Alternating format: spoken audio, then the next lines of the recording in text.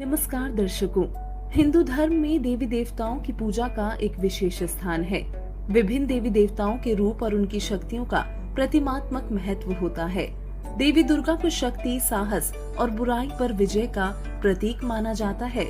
पुराणों में उल्लेख है कि देवी दुर्गा ने महिषासुर जैसे असुर का संहार किया, इसलिए उन्हें महिषासुर मर्दानी के नाम से भी जाना जाता है।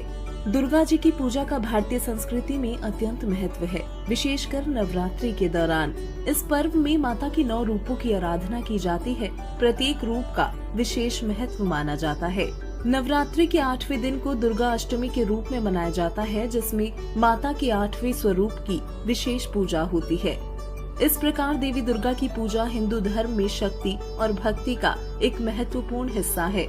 परंतु प्रश्न उठता है कि क्या दुर्गा जी की पूजा करना सही है या नहीं। तो चलिए इस प्रश्न का उत्तर जानने से पहले हम आपको नवरात्रि के इस मौके पर दुर्गा जी से जुड़े कुछ अन्य रहस्यों से रूबरू कराते हैं। दर्शकों, 18 पुराणों में से एक श्रीमद् देवी भागवत यानी देवी पुराण के 3 स्कंद के अध्याय 4 से 5 में उल्लेख मिलता है कि भगवान विष्णु माता दुर्गा की स्तुति करते हुए कहते हैं, तुम शुद्ध स्वरूपा हो, ये सारा संसार तुम्ही से उद्भासित हो रहा है।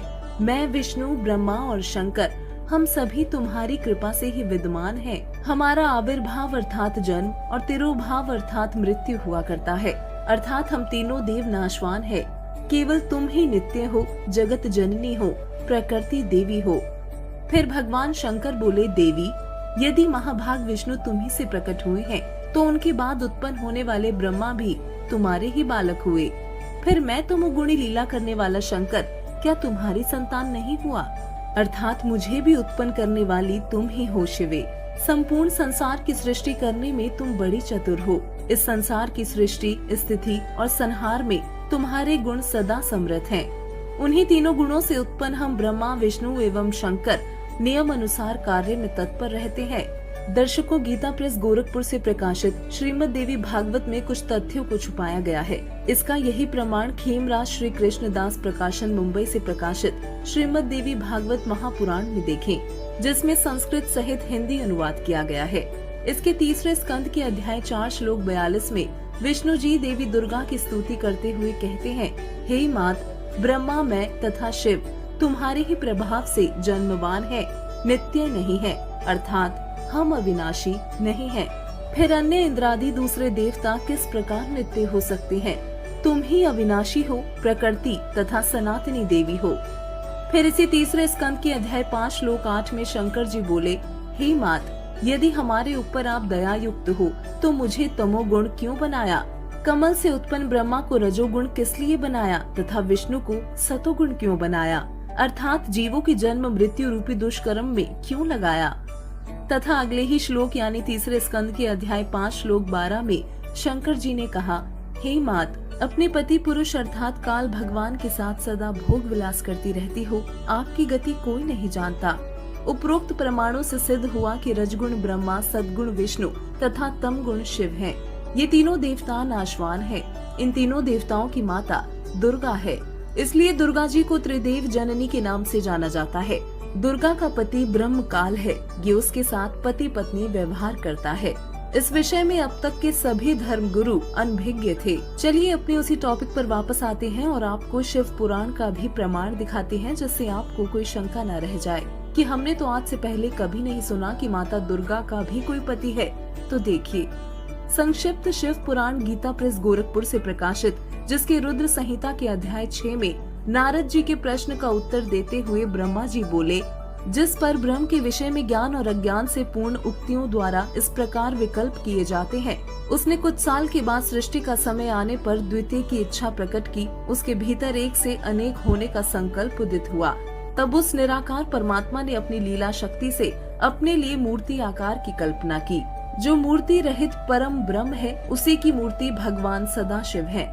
अर्वाचीन और प्राचीन विद्वान उन्हीं को ईश्वर कहते हैं। उस समय एकाकी रहकर स्वेच्छा अनुसार विहार करने वाले उन सदाशिव ने अपने विग्रह से स्वयं ही एक स्वरूप भूता शक्ति की सृष्टि की, जो उनके अपने श्रेयांग से कभी अलग होने वाली नहीं थी।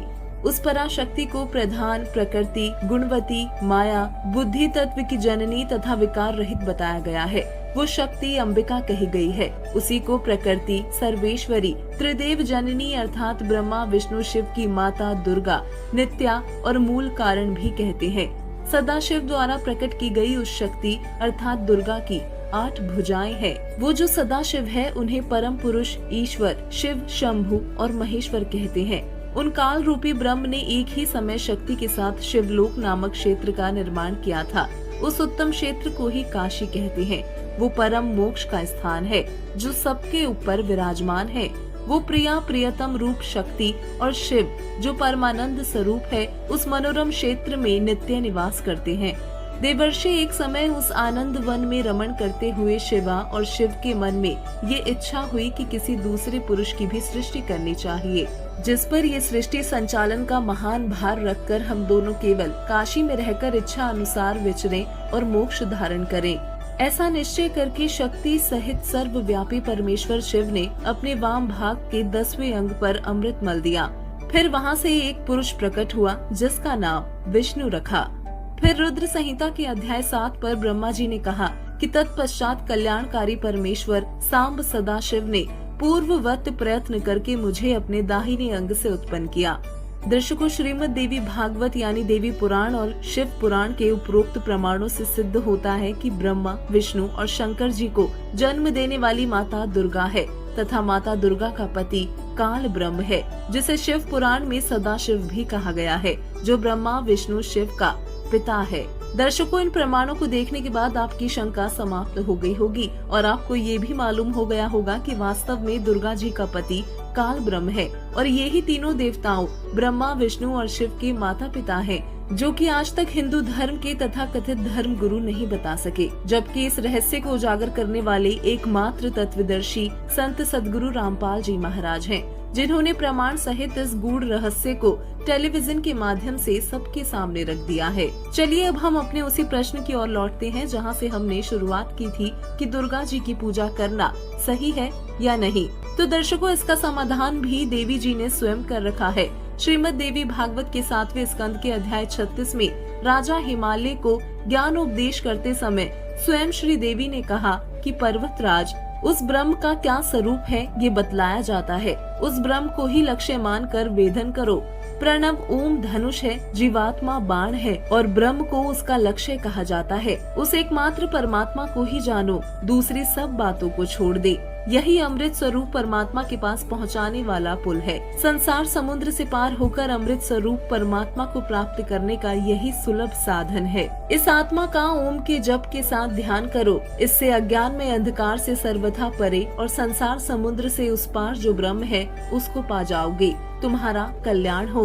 वो ये सबका आत्म ब्रह्म ब्रह्मलोक रूप दिव्य आकाश में स्थित है। इससे सिद्ध होता है कि माता दुर्गा ने स्वयं अपनी पूजा के लिए भी मना किया है। वही हमारे पवित्र शास्त्रों में भी कहीं भी माता दुर्गा की पूजा करने का आदेश नहीं है। इसलिए माता दुर्गा की इष्ट रूप में पूजा करना, उनकी जागरण करना, नवरात्रि मनाना सही नहीं है। वही जिस ब्रह्म की भक्ति करने के लिए देवी जी हिमालय राजा को कह रही है कि वो ब्रह्म गीता अध्याय 7 श्लोक 18 में अपनी गति को अनुत्तम अर्थात अति घटिया बता रहा है, क्योंकि गीता अध्याय 8 श्लोक 16 के अनुसार ब्रह्मलोक तक सभी लोग बार बार जन्म मृत्यु में है, अर्थात ब्रह्म भी परम ईश्वर नहीं है, जो ये सिद्ध करता है कि दुर्गा जी को भी परम अक्षर ब्रह्म यानी पूर्ण परमात्मा के विषय में पूर्ण ज्ञान नहीं है। इसी कारण देवी दुर्गा अपने पति काल ब्रह्म को ही श्रीमद् देवी भागवत के 7वें स्कंद के अध्याय 36 में परमात्मा बता रही है, जिससे कोई भी जीवात्मा काल के जाल से निकल न सके। इसी विषय में संत गरीबदास जी ने दुर्गा जी के बारे में कहा है कि माया काली नागनी अपनी जाय खात, कुंडली में छोड़े नहीं 100 बातों की बात। दर्शकों, काल जीव आत्माओं को अपने जाल से क्यों नहीं निकलने देता और दुर्गा जी इसका किस तरह सहयोग करती है, इसकी विस्तृत जानकारी जानने के लिए देखिए संपूर्ण सृष्टि रचना से संबंधित ये वीडियो, जिसका लिंक इस वीडियो के डिस्क्रिप्शन में दिया गया है।